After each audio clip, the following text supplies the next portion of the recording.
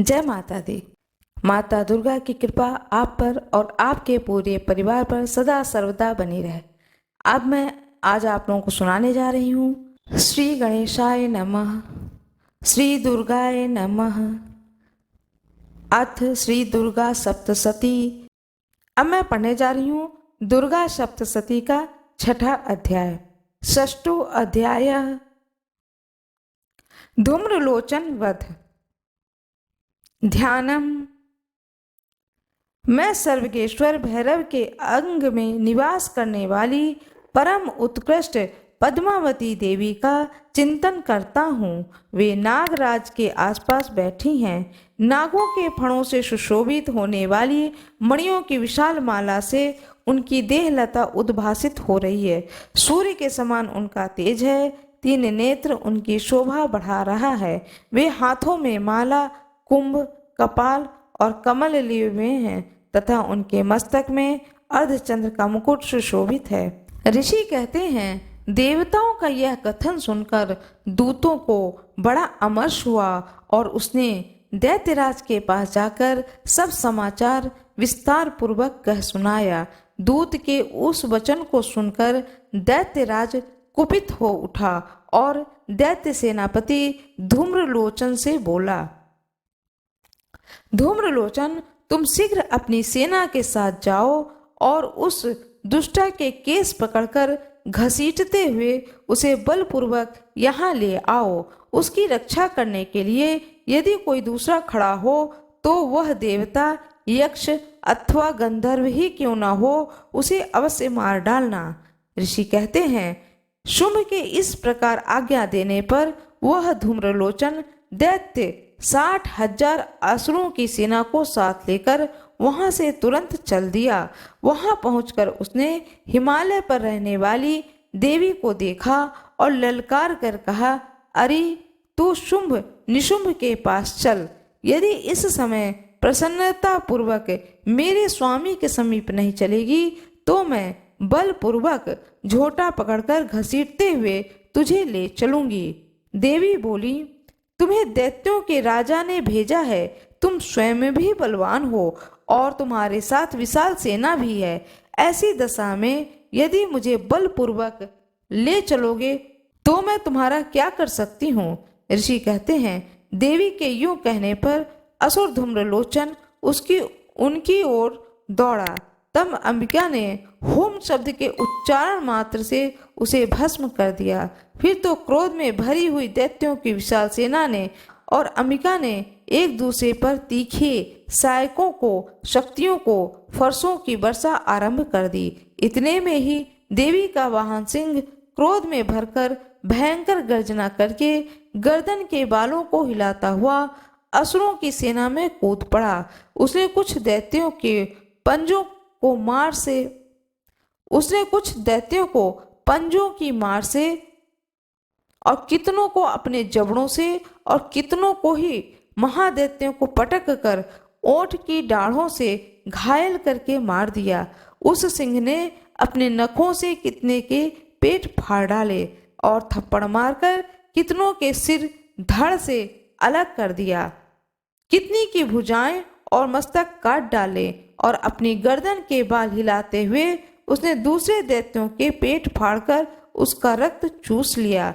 अत्यंत क्रोध में भरे हुए देवी के वाहन उस महाबली सिंह ने क्षण भर में ही असुरों की सारी सेना का संहार कर डाला। शुंभ ने जब सुना कि देवी ने धूम्रलोचन असुर को मार डाला तथा उसके सिंह ने सारी सेना का सफाया कर डाला, तब उस दैत्यराज को बड़ा क्रोध हुआ। उसका ओंठ कांपने लगा। उसने चंड और मुंड नामक 2 महादैत्यों को आज्ञा दी कि हे चंड और हे मुंड, तुम लोग बहुत बड़ी सेना लेकर जाओ और उस देवी के बाल पकड़कर अथवा उसे बांधकर शीघ्र यहाँ ले आओ। यदि इस प्रकार उसको लाने में संदेह हो तो युद्ध में सब प्रकार के अस्त्र शस्त्र तथा समस्त आसुरी सेना प्रयोग करके उसकी हत्या कर डालना। उस दुष्ट की हत्या होने तथा सिंह के भी मारे जाने पर अंबिका को बांधकर साथ ले शीघ्र ही लौट आना। इस प्रकार श्री मार्कंडेय पुराण में वर्णित मनवंतर की कथा के अंतर्गत देवी महात्म्य में धूम्रलोचन वध नामक 6ठा अध्याय पूर्ण हुआ। माता रानी की जय हो। माता रानी की जय हो। भोले बाबा की जय हो। श्री गणेशाय नमः। श्री दुर्गाय नमः। अथ श्री दुर्गा सप्तशती। अब मैं आप लोगों को सुनाने जा रही हूँ दुर्गा सप्तशती का 7वां अध्याय, चंड और मुंड का वध। ध्यानम। मैं मातंगी देवी का ध्यान करता हूँ। वे रत्नमय सिंहासन पर बैठकर पढ़ते हुए तोते का मधुर शब्द सुन रही हैं। उनके शरीर का वर्ण श्याम है। वे अपना एक पैर कमल पर रखे हुए हैं और मस्तक पर अर्धचंद्र धारण करती हैं तथा पुष्पों की माला धारण किए वीणा बजाती हैं। उनके अंग में कसी हुई चोली शोभा पा रही है। वे लाल रंग की साड़ी पहने हाथ में शंख में पात्र लिए हुए हैं। उनके वदन पर मधु का हल्का हल्का प्रभाव जान पड़ता है और ललाट में वेदी शोभा दे रही है। ऋषि कहते हैं, तदंतर शुंभ की आज्ञा पाकर वे चंड मुंड आदि दैत्य चतुरंगिनी सेना के साथ अस्त्र शस्त्रों से सुसज्जित हो चल दिए। फिर गिरिराज हिमालय के सुवर्ण में ऊंचे शिखर पर पहुंचकर उन्होंने सिंह पर बैठी देवी को देखा। वे मंद मंद मुस्कुरा रही थीं। उन्हें देखकर दैत्य लोग तत्परता से पकड़ने का उद्योग करने लगे। किसी ने धनुष तान लिया, किसी ने तलवार संभाली और कुछ लोग देवी के पास आकर खड़े हो गए। तब अंबिका ने उन शत्रुओं के प्रति बड़ा क्रोध किया। उस समय क्रोध के कारण उनका मुख काला पड़ गया, ललाट में भवें टेढ़ी हो गईं और वहां से तुरंत विकराल मुखी काली प्रकट हुई जो तलवार और पाश लिए हुए थीं। वे विचित्र खड्गवांग धारण किए और चीते के चर्म की साड़ी पहने नरमुंडों की माला से विभूषित थीं। उनके शरीर का मांस सूख गया था, केवल हड्डियों का ढांचा था जिससे वे अत्यंत भयंकर जान पड़ती थीं। उनका मुख बहुत विशाल था, जीभ लपलपाने के कारण वे और भी डरावनी प्रतीत होती थीं। उनकी आंखें भीतर को धसी हुई थीं और कुछ लाल थीं। वे अपनी भयंकर गर्जना से संपूर्ण दिशाओं को गुंजा रही थीं। बड़े बड़े दैत्यों का वध करती हुई वे कालिका देवी बड़े वेग से दैत्यों की उस सेना पर टूट पड़ी और उन सबको भक्षण करने लगीं। वे पार्श्व रक्षक को अंकुशधारी महावतों, योद्धाओं और घंटा सहित कितने ही हाथियों को एक ही हाथ से पकड़कर मुंह में डाल लेती थीं। इस प्रकार घोड़े, रथ और सारथी के साथ रथी सैनिकों को मुंह में डालकर वे उन्हें बड़े भयानक रूप में चबा जाती थीं। किसी के बाल पकड़ लेती थीं, किसी के गला दबा देती थीं, किसी को पैरों के नीचे कुचल डालती थीं और किसी को छाती से ढकेल कर गिरा कर मार डालती थीं।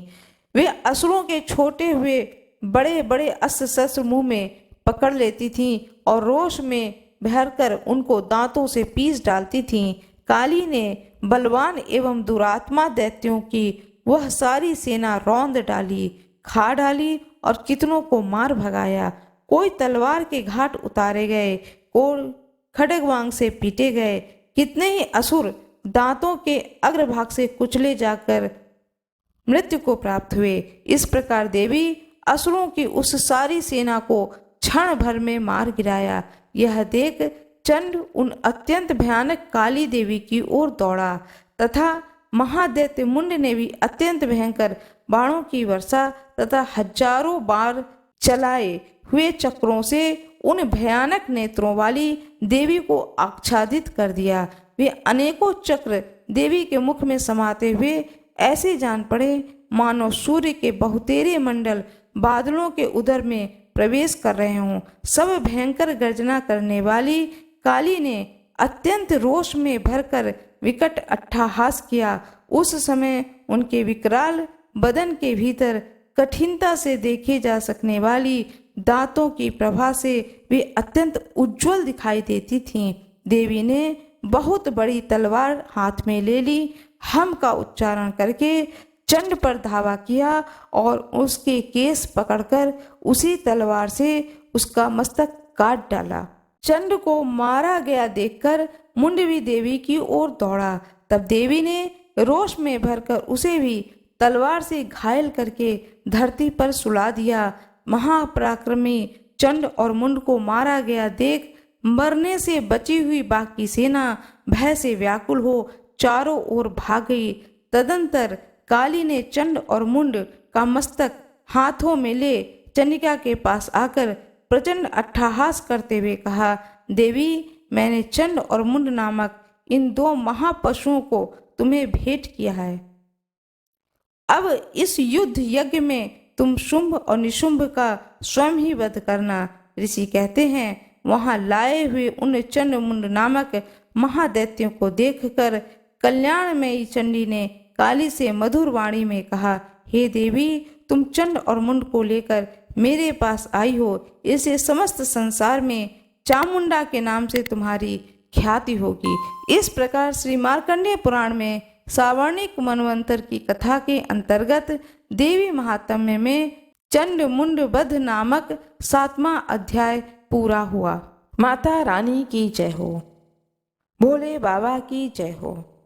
मेरा यह वीडियो यदि आपको पसंद आए तो कृपया लाइक जरूर करिएगा, चैनल को सब्सक्राइब करिएगा, बेल आइकन दबाना ना भूलिएगा। धन्यवाद।